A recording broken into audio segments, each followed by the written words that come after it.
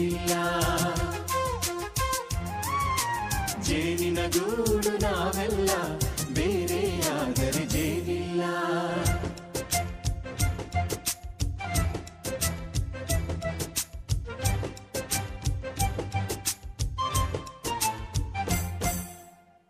ಬದುಕಿನ ಬೆಂಡಿಗೆ ಅಂಟಿರೋ ಜೋಳದ ಕಾಳುಗಳ ನೋಡು, ಹೌದಪ್ಪ. ಸಿಪ್ಪೆಯ ಸೂರಿನಲ್ಲಿ ಸಹಜೀವನ ಮಾಡು ಅವರೆ ಕಾಳುಗಳ ನೋಡು. ಶಬಾಷ್. ಭೂಮಿಗೆ ಒಟ್ಟಿಗೆ ಬಂದು ಬೆಳೆದರೆ ಒಟ್ಟಿಗೆ ಬೆಂದು ಬಾಳೋ ದವಸದಂತೆ ನಾವು ಆದಪ್ಪ. ಬಾಳೆಯಂತೆ ಹಲಸಿನಂತೆ ದಾಳಿಂಬೆಯಂತೆ ನಾವು ವಾರೆ ವಾ ಒಗ್ಗಟ್ಟೆ